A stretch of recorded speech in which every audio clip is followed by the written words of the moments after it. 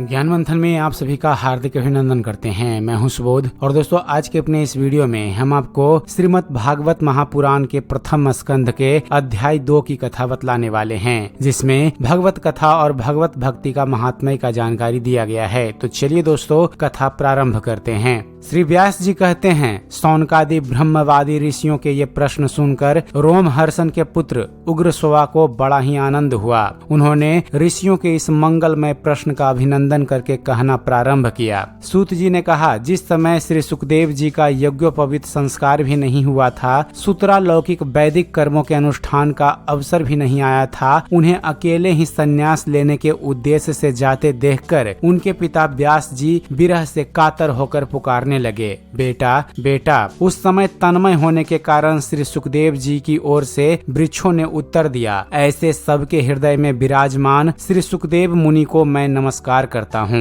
यह श्रीमद् भागवत अत्यंत गोपनीय रहस्यात्मक पुराण है। यह भगवत स्वरूप का अनुभव कराने वाला और समस्त वेदों का सार है। संसार में फंसे हुए जो लोग इस घोर अज्ञान अंधकार से पार पाना चाहते हैं, उनके लिए आध्यात्मिक तत्वों को प्रकाशित कराने वाला यह एक अद्वितीय दीपक है। वास्तव में उन्हीं पर करुणा करके बड़े बड़े मुनियों के आचार्य श्री सुखदेव जी ने इसका वर्णन किया है। मैं उनकी शरण ग्रहण करता हूँ। मनुष्यों में सर्वश्रेष्ठ भगवान के अवतार नर नारायण ऋषियों को, सरस्वती देवी को और श्री व्यास जी को नमस्कार करके सब संसार और अंतःकरण के समस्त विकारों पर विजय प्राप्त कराने वाले इस श्रीमद् भागवत महापुराण का पाठ करना चाहिए। ऋषियों, आपने संपूर्ण विश्व के कल्याण के लिए यह बहुत सुंदर प्रश्न किया है, क्योंकि यह प्रश्न श्री कृष्ण के संबंध में है और इससे भली भांति आत्मशुद्धि हो जाती है। ऋषियों के लिए सर्वश्रेष्ठ धर्म वही है जिससे भगवान श्री कृष्ण में भक्ति हो, भक्ति भी ऐसी जिसमें किसी प्रकार की कामना ना हो और जो नित्य निरंतर बनी रहे। ऐसी भक्ति से हृदय आनंद स्वरूप परमात्मा की उपलब्धि करके कृत्य कृत्य हो जाता है।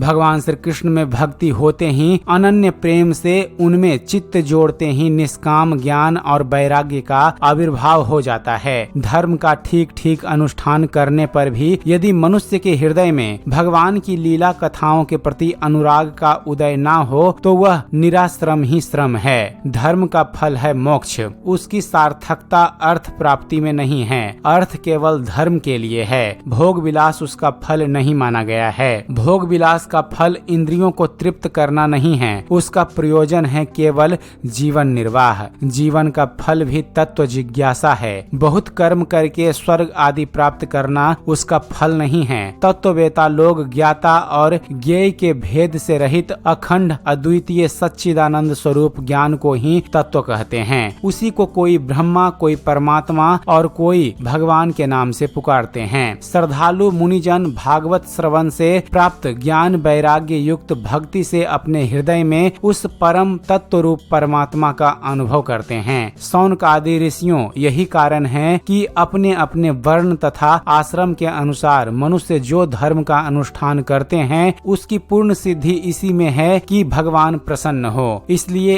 एकाग्र मन से भक्त वत्सल भगवान का ही नित्य निरंतर श्रवण, कीर्तन, ध्यान और आराधना करना चाहिए। कर्मों की गांठ बड़ी कड़ी है। विराजमान पुरुष भगवान के चिंतन की तलवार से उस गांठ को काट डालते हैं। तब भला ऐसा कौन मनुष्य होगा जो भगवान की लीला कथा में प्रेम न करे। शौनक आदि ऋषियों, पवित्र तीर्थों का सेवन करने से महोत्सेवा, तदंतर श्रवण की इच्छा, फिर श्रद्धा, तत्पश्चात भगवत कथा में रुचि होती है। भगवान श्री कृष्ण के यश का श्रवण और कीर्तन दोनों पवित्र करने वाले हैं। वे अपनी कथा सुनने वालों के हृदय में आकर स्थित हो जाते हैं और उनकी अशुभ वासनाओं को नष्ट कर देते हैं, क्योंकि वे संतों के नित्य सुहृदय हैं। जब श्रीमद् भागवत अथवा भगवत भक्तों के निरंतर सेवन से अशुभ वासनाएं नष्ट हो जाती है, तब पवित्र कीर्ति भगवान श्री कृष्ण के प्रति अस्थायी प्रेम की प्राप्ति होती है। तब रजोगुण और तमोगुण के भाव कम और लोभ आदि शांत हो जाते हैं और चित्त इनसे रहित होकर सत्व गुण में स्थित एवं निर्मल हो जाता है। इस प्रकार भगवान की प्रेममयी तत्वमयी भक्ति से जब संसार की समस्त आसक्तियां मिट जाती है, हृदय आनंद से भर जाता है, तब भगवान के तत्व का अनुभव अपने आप हो जाता है। हृदय में आनंद स्वरूप भगवान का साक्षात्कार होते ही हृदय की ग्रंथि टूट जाती है, सारे संदेह मिट जाते हैं और कर्म बंधन छीन हो जाता है। इसी से बुद्धिमान लोग नित्य निरंतर बड़े आनंद से भगवान श्री कृष्ण के प्रति प्रेम भक्ति करते हैं, जिससे आत्म प्रसाद की प्राप्ति होती है। प्राकृतिक के 3 गुण हैं, सत्व, रज और तम। इनको स्वीकार करके इस संसार की स्थिति, उत्पत्ति और प्रलय के लिए एक अद्वितीय परमात्मा ही विष्णु, ब्रह्मा और रुद्र, ये 3 नाम ग्रहण करते हैं। फिर भी मनुष्यों का परम कल्याण तो सत्व गुण स्वीकार करने वाले श्री हरि से ही होता है। जैसे पृथ्वी के विकार लकड़ी की अपेक्षा धुआं श्रेष्ठ है और उससे भी श्रेष्ठ है अग्नि, क्योंकि वेदों वक्त यज्ञ यागादि के द्वारा अग्नि सदगति देने वाला है। वैसे ही तमोगुण से रजोगुण श्रेष्ठ है और रजोगुण से भी सत्वगुण श्रेष्ठ है, क्योंकि वह भगवान का दर्शन कराने वाला है। प्राचीन युग में महात्मा लोग अपने कल्याण के लिए विशुद्ध सत्वमय भगवान श्री हरि विष्णु की आराधना किया करते थे। तब भी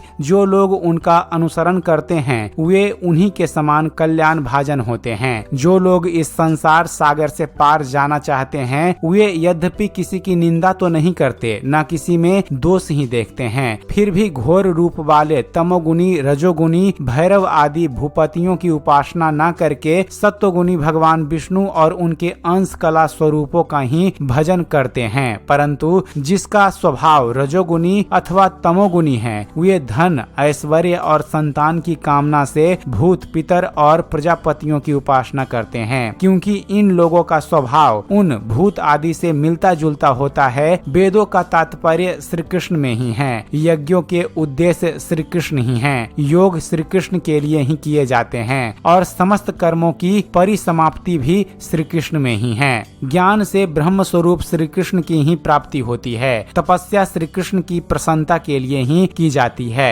श्री कृष्ण के लिए ही धर्मों का अनुष्ठान होता है और सब गतियां श्री कृष्ण में ही समा जाती है। यद्यपि भगवान श्री कृष्ण प्राकृतिक और उसके गुणों से अतीत हैं, फिर भी अपनी गुणमयी माया से जो प्रपंच की दृष्टि से है और तत्व की दृष्टि से नहीं है, उन्होंने ही सर्ग के आदि में इस संसार की रचना की थी। ये सत्व, रज और तम तीनों गुण उसी माया के विलास हैं। इनके भीतर रहकर भगवान इनसे युक्त सरीखे मालूम पड़ते हैं। वास्तव में तो वे परिपूर्ण विज्ञान घन हैं। अग्नि तो वस्तुतः एक ही है, परंतु जब वह अनेक प्रकार की लकड़ियों में प्रकट होती है तब अनेक सी मालूम पड़ती है। वैसे ही सबके आत्म स्वरूप भगवान तो एक ही हैं, परंतु प्राणियों की अनेकता से अनेक जैसे जान पड़ते हैं। भगवान ही इस सूक्ष्म भूत तंत्र मात्रा, इंद्रिय तथा अंतःकरण आदि गुणों के विकार भूत भावों के द्वारा नाना प्रकार की योनियों का निर्माण करते हैं और उनमें भिन्न भिन्न जीवों के रूप में प्रवेश करके उन योनियों के अनुरूप विषयों का उपभोग करते कराते हैं। वे ही संपूर्ण लोगों की रचना करते हैं और देवता, पशु, पक्षी, मनुष्य आदि योनियों में लीला अवतार ग्रहण करके सत्व गुण के द्वारा जीवों का पालन पोषण करते हैं। तो दोस्तों, इस तरह श्रीमद् भागवत महापुराण के प्रथम स्कंध का अध्याय 2 समाप्त होता है। एक बार प्रेम से बोलिए जय श्री कृष्ण, जय श्री राधे। उम्मीद करते हैं फ्रेंड्स आप सभी को हमारा यह वीडियो पसंद आया होगा। वीडियो पसंद आया हो तो वीडियो को लाइक और शेयर करना मत भूलिएगा। और दोस्तों, ऐसे ही ज्ञानवर्धक वीडियो देखते रहने के लिए आप हमारे इस चैनल ज्ञान मंथन को सब्सक्राइब जरूर कीजिएगा। आप हमारे इस चैनल को सब्सक्राइब कीजिए और देखते रहिए, जानते रहिए। धन्यवाद। जय हिंद।